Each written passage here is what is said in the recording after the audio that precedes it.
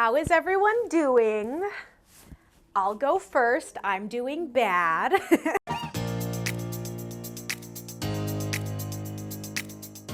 Hi everyone, welcome back to my channel, or to it if this is the first time you are seeing my face. Thank you for clicking on it. I'm a brunette now. I used to be blonde. That's beside the point. I have been having a very rough go at life lately. Where have I been, you might be wondering? I had a hex put on me, I'm pretty sure. If you follow me on other social media, you will have heard this before. But basically, the end of 2023 was probably the lowest point in my entire life. I had so much bad luck, everything was going wrong. And what this video will mainly be about is the part where my ceiling collapsed in my bedroom and I almost died.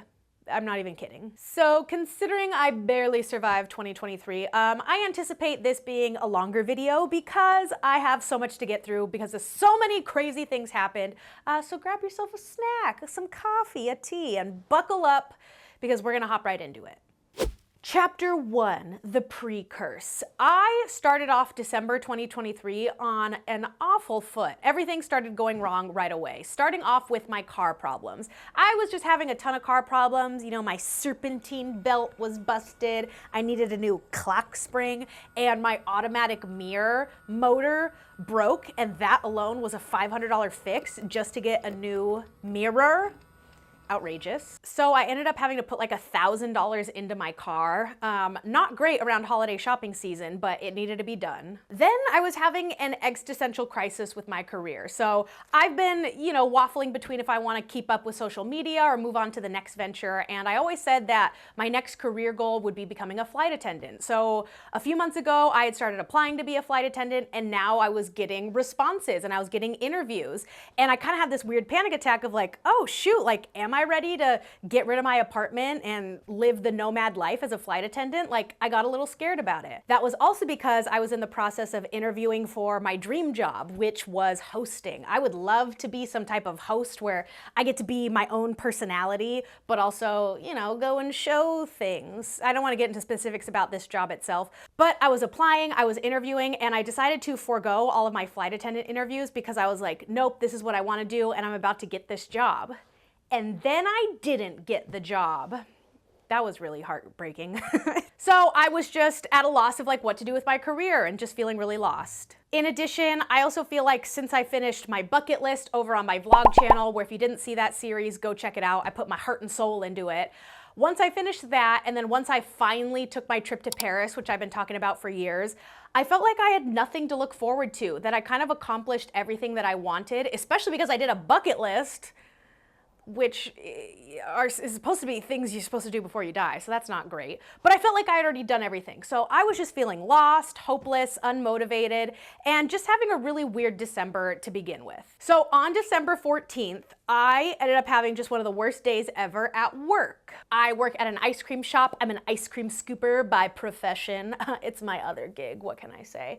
And I guess the night before, the store flooded, and so they had to turn off all of the water and basically just like exit the store without cleaning up. I opened the next day once we got the water turned back on. This is all like side story. You can skip ahead if you want. But I had the worst day ever because I basically had to close the store, clean everything that wasn't able to be cleaned, and then reopen the store. And then sometime during that shift, the lights went out. And so we had to work in darkness during half the time. And it was only in the back of the house so we could still keep the shop open up front.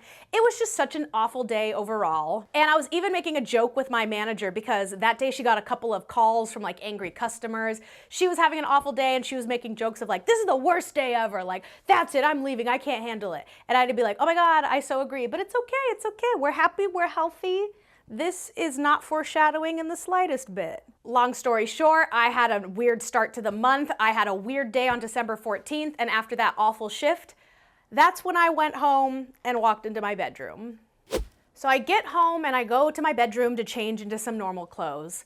And there I am, frozen and petrified, mouth agape, clutching at my non-existent pearls in absolute disbelief, because I was greeted with the craziest sight. My ceiling had completely collapsed onto my bed, and there was just this crazy pile of dirt and ceiling in my bedroom, and this is what it looked like. What the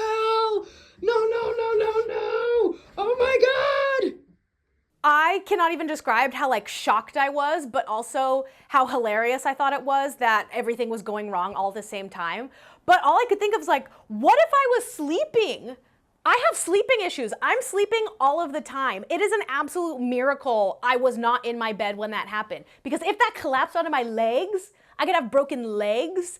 I don't know if the actual ceiling collapse could have killed me necessarily. I mean, maybe. I got brittle bones and that was some heavy artillery up in the ceiling. But I was flabbergasted. I'm like, what is all this dirt? Where did this come from? Why is my ceiling falling? What the hell is going on? So then I have to start making some phone calls right away. And this is kind of funny because the first person that I called was my boss. I FaceTimed her because I was like, you are not gonna believe how worse the day got for me. And I could only talk to her for like 3 seconds because I was like, actually, I should probably call my landlord. What am I doing here? But she was the first one to get a call. I called my landlord, I sent photos, and he didn't really understand what I meant by my ceiling collapsed. So he was a little bit alarmed and he was like, okay, I'll try to get there as soon as I can. I then called my sister and I was kind of like laughy about it because I was just so shocked and like, of course this would happen to me.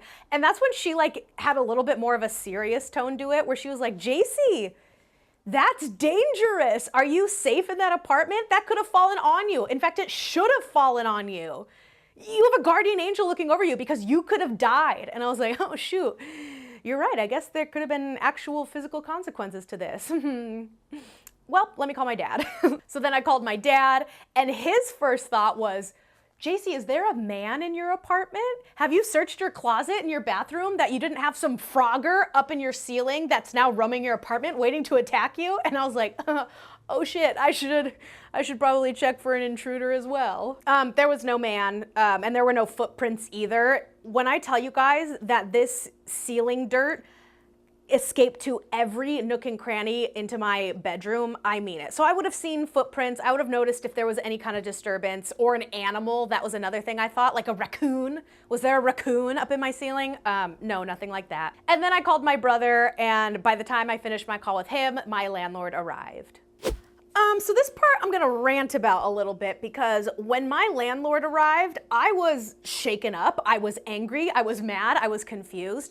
He showed up and he audibly let out this sigh of relief because he takes one look into the ceiling. So, you know, the stucco, the drywall, I don't know what ceiling material is made out of, but he looks inside the actual hole and he goes, oh, thank God. I thought it was the roof because that would have been a way costlier expense. I thought something had fallen out of the sky and into your apartment. Oh my God, I'm so relieved that my building is okay. That could have been detrimental to my infrastructure that I make you pay lots and lots of money for every month. And I'm like, what about the fact that I was under it and could have gotten hurt, my guy? And so he was like, oh yeah, that's crazy, that's crazy. Not once did I get an I'm sorry. Not once did he express any type of like relief that I wasn't there or any type of, I don't know, just any compassion or empathy that I was shaken up. He was more concerned about his building, but landlord things. So it's just the two of us and he's like, well, we gotta get everything out of the bedroom, so why don't I give you a moment to kind of remove all of your stuff? So then I had to spend the next 20 minutes peeling off my own bed sheets of all of this dirt that's made of who knows what hazardous materials. I had to take every single knickknack and doodad out of my bedroom and bring it to my living room. Now, I don't consider myself a hoarder. I consider myself more of an archivist of my own interests and memories, but I had a lot of shit in my room. And every single item had just this layer of dirt around it. What's unfortunate too is that I also had left my closet doors open, so half of my closet, all of the clothes in there, covered in dirt. I am moving everything into my living room. It's dirty, it's dusty, and I'm not having fun. So now all my worldly possessions are in the living room. My mattress is on one side of it. I got everything I have, I'm pointing because it was right here, everything I have in my living room. And my landlord starts to clean up the mess. He brings a big old shop vac, he starts shop vacuuming it up. And then he kind of does this makeshift cover over it just temporarily. And he lets me know, hey, I'll come back tomorrow with all of the supplies to fix it. What time are you available? I'll be here at 10 in the morning and we'll get it all patched up as soon as we can. And I'm just kind of like, okay, thanks, that works for me. So here was the temporary fix. It was just like a piece of poster board in there, and all he kind of did was just shop vac the area. And then he left. And so I was kind of wondering, like, dang, should he have, like, paid for a hotel or something? Because he didn't even ask me where I'd be sleeping. I slept on the couch. I had no other option. Luckily, I have a couch. But I was kind of like, I don't know, that was just kind of a quick fix, but as long as he's coming to fix it all up in the morning. So he comes back and he patches up the hole himself. I guess he has contracting experience. I don't really know. But he really gave my bedroom the old landlord special, because he matched the popcorn ceiling in my bedroom. So he literally like fortified the area, made sure there was no other dirt spots in my ceiling, I guess. And then he took the time to do a little art project and continue on the popcorn ceiling in my bedroom. I don't know why I assumed he would remove it all or why he wouldn't do that, but I just thought it was kind of funny. My bedroom was a little construction zone for a day, but after, less than 18 hours, the hole in my ceiling had been patched up and my bedroom had been nicely vacuumed. And then my landlord said, okay, it's all fixed. See ya. And that was kind of it. So the landlord fixes up everything and I'm free to move back into my bedroom. But you guys, I had no strength to do this. I feel like my mental health was just declining already, but then it was like a lot of physical labor to get everything back in my apartment and then, like redecorate all my shelves and whatever. I just didn't have it in me. And luckily during this time, I was actually cat sitting for my brother and his girlfriend. They're also in LA, even though like 20 minutes away. And they actually preferred that I like spent more time at their apartments to keep their little 2 kitty cats company. And because of everything going on here and just everything, I ended up just staying at my brother's for about 2 weeks, just hanging out with the cats and not dealing with my other problems in life. So I was feeling pretty low, but things got real lower. You know what they say, when it rains, it pours, and this bitch became a hurricane. So now begins the next series of unfortunate events. So you remember all the stuff that happened before the collapse, then the collapse happened. Here's what happened next. I went to the movies with a friend in downtown LA. We come back from the movies and my car had gotten broken into. The door was open, the glove compartment all out. They cleared me out. And I made the mistake of, I had some bags in the back seat, but the bags that were in my back seat were actually supposed to be donated. I meant to go to Goodwill and drop them off. They took all of those, which in hindsight, thank you for taking an errand off my hands, but they had spent time in my car. It was very icky. They cleared out my trunk. They went through items and decided what to take and what not to take. So they took one pair of sunglasses, but not the other cute pair.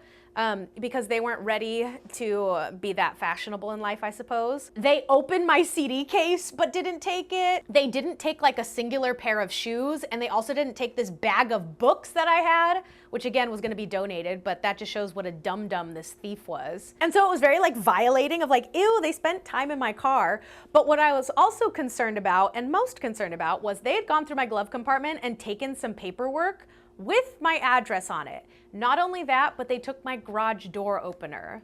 So I basically gave them a roadmap of where to come kidnap me and how to get in so they can complete the murder that I'm sure was about to happen. But this was the funniest part. I drive back to my apartment because I couldn't get into my garage. I had to park a few blocks away because there was just absolutely no parking. And it was a rainy night and I realized they had stolen my umbrella.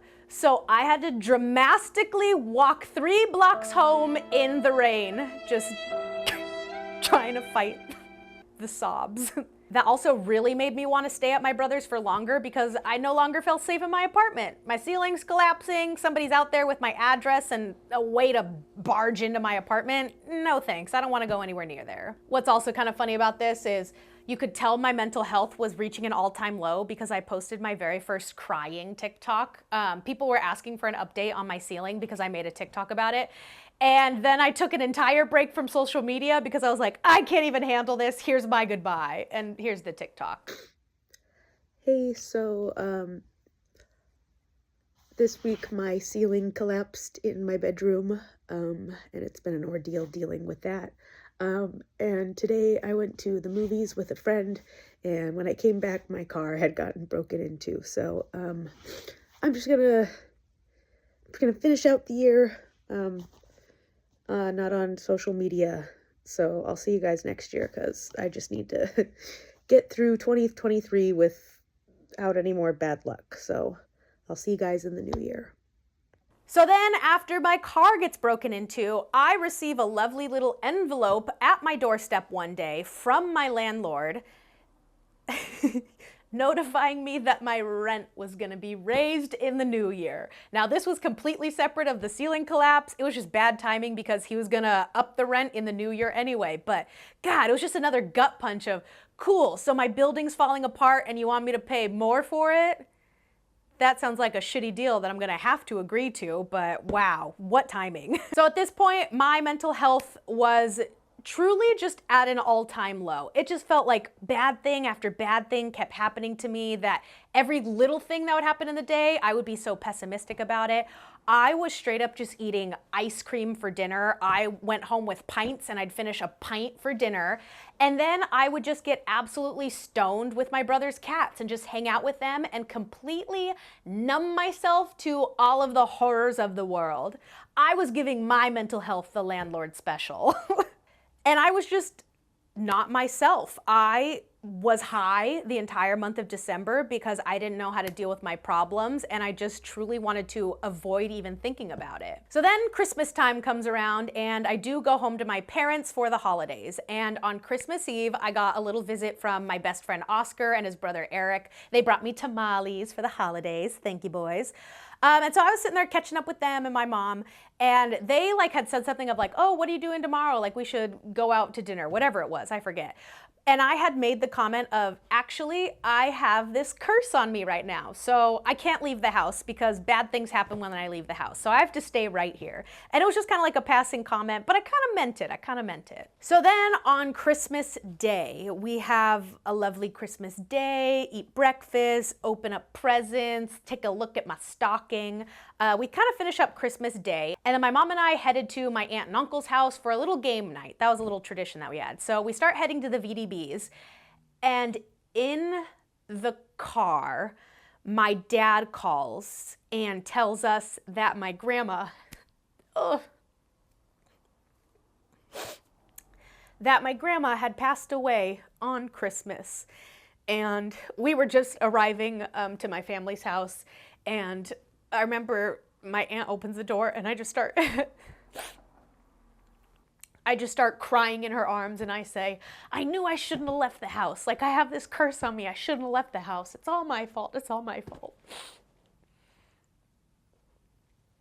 And I know it's not my fault, obviously, but that was really the nail in the coffin of like, I don't know how I'm gonna get past this one, you guys. I don't know. And you know, older people, they pass away. It happens. She lived a long, wonderful life.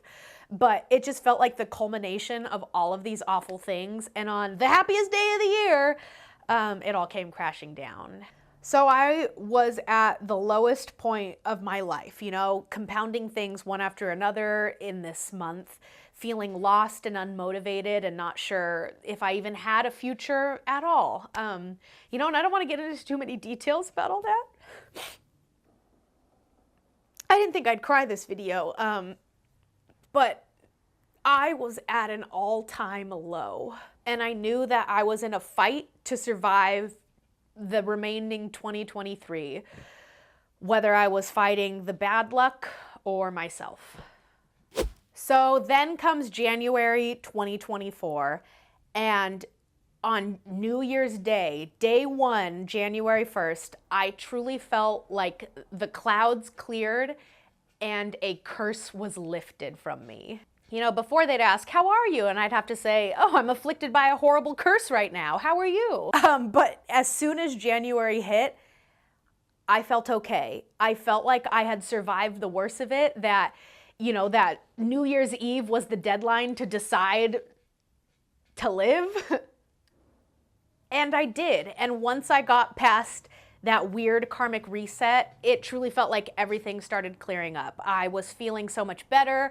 I made an appointment with my doctor and we upped my medication. If you're not familiar, I do have bipolar disorder, so I suffer from very extreme depressive episodes. And this was an extreme depressive episode. Check out this video here if you want to know more about my diagnosis and going about that whole process. But I was medicated better, I was feeling better, and the curse was lifted. So then the aftermath, I had to give my TikTok followers an update because, man, my original ceiling collapse video got over 1 million views, so that was kind of nice. So then I posted an update, and I regretted that decision because I got so overwhelmed with responses. I was absolutely inundated with comments and DMs, giving all of this advice, all of these other anecdotes, and all of the next steps that I should have taken in hindsight. People were saying that I can sue my landlord and get a ton of money. They were saying that there's asbestos up in the ceiling and that dirt was everywhere. They were saying that my landlord should have cleaned my apartment properly. All he did was dry vacuum the place, that he owed me damages and a cleaning supply, that he should have given me new carpet. They were saying at the minimum he should have offered a hotel. At the minimum he needs to pay property damages because his building is at fault and dangerous, and so he owes me compensation. So I'm like, oh man, I was way too nice in this situation. I was very much of like, okay, problem's fixed, cool, let's move on. When I should have been a little bit more of a Karen out of it and, you know, gotten the compensation that I deserve. But mustering up the courage to be confrontational is hard. You guys want me to yell at my landlord? I can't even send my food back when a restaurant gets it wrong. I'll just eat it. I won't say anything. I don't like confrontation. But after heeding the advice of the internet, I decided to make my demand. So I put together a nice, succinct little PowerPoint with photos and captions of all of the things that were damaged and my demands. So in terms of property damage, I let them know that my bed frame broke because of the weight of the dirt. I let them know that I had to replace all of my bedding, my sheets, my comforter, my pillowcases. I was also upset because my nice, expensive electric blanket was damaged, and I tried saving it, but apparently soaking and scrubbing your electric blanket ruins it.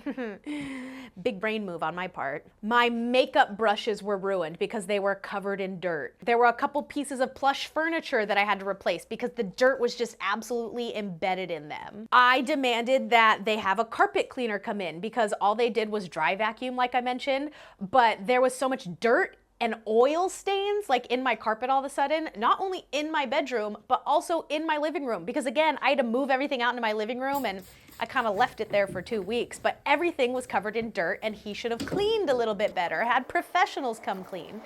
I was also concerned that he, some random landlord, just fixed up my apartment, and also he didn't explain what even made the ceiling collapse. So I demanded that we test the rest of the apartment ceilings and make sure there's no weak spots or that the rest of the apartment is gonna come collapsing in on me like I'm little chicken.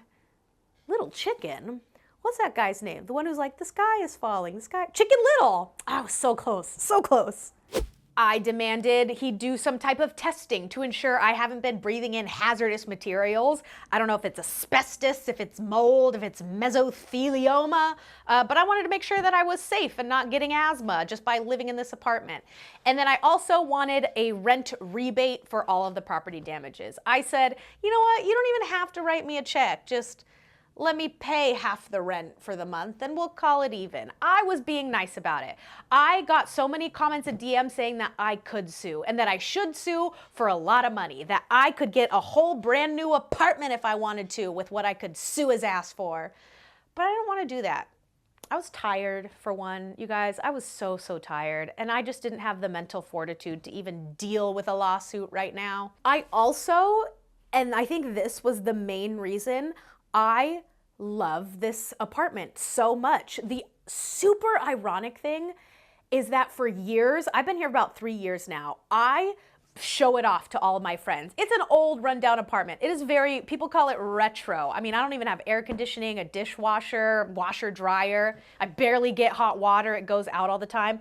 But I love this apartment. The location, all of my big windows. I have windows on like every side of this apartment, and I get parking, and my rent is pretty dang cheap for the area.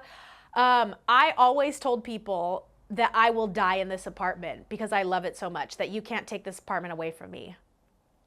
And then I did almost die in this apartment, so Maybe I shouldn't have been saying that all along. But I didn't want to lose this apartment. I didn't want to fight with my landlord. I didn't want to get evicted because I'd be suing him. So I think I made very reasonable demands. And then he responded. He calls me up and he's like, okay, well, actually, I don't owe you anything for property damages because your personal property is what your renter's insurance is for. Did you make a claim through your renter's insurance? Because they'll help you cover all the costs. And I was like, no, because the internet told me that you have to owe me, but I do have renter's insurance, so I'll look into it. You guys, I looked up my renter's insurance and I literally have the lowest renter's insurance you can legally have. Same with my health insurance. I am paying minimum payments there. It is catastrophic health insurance. If I break my arm, do not take me to the hospital. I will splint it myself. And that was my methodology for my renter's insurance. So because of that, because I was paying such awful renter's insurance, my deductible was $2,500.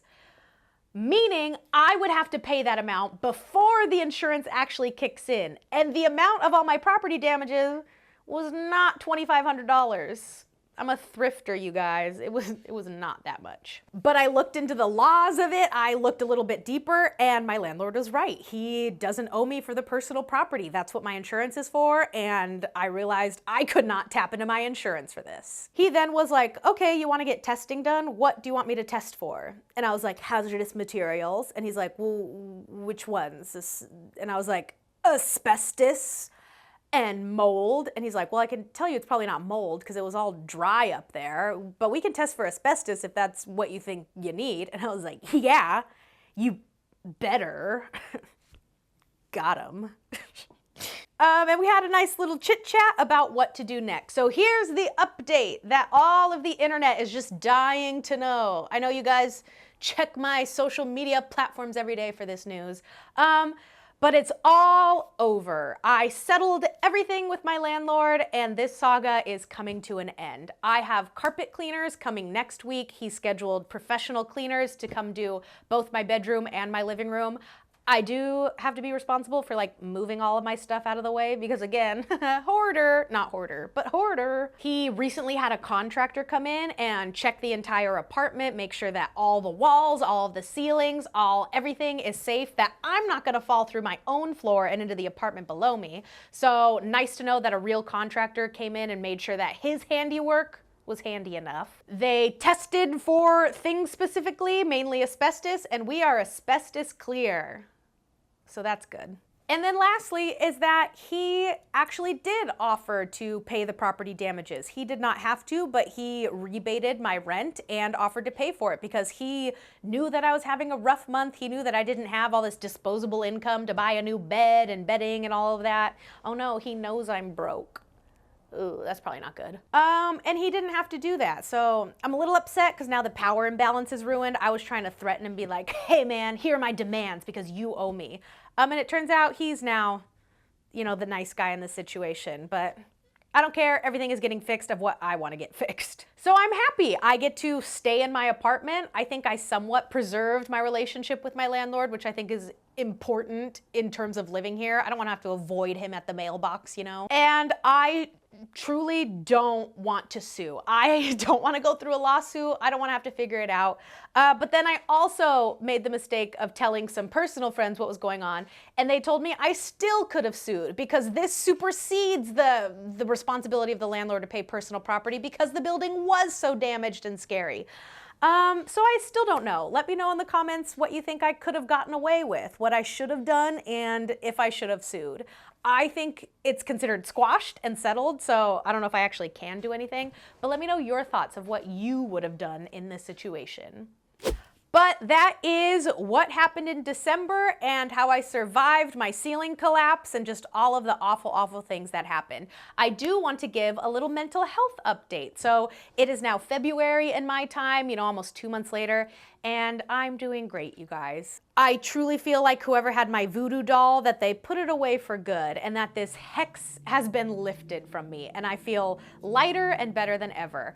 I'm feeling motivated about my career goals. I'm feeling excited about my future. And I really feel like the universe was telling me like, this is the mountain. This is the peak of hardships for you. And if you could just get past it, then everything's gonna work out for you. So this karmic reset is what I needed because I'm feeling very optimistic about everything. One of the other things that I mentioned was that I felt like I had nothing to look forward to or nothing to work towards. So a cool little update, in case you care, is I signed up for a half marathon.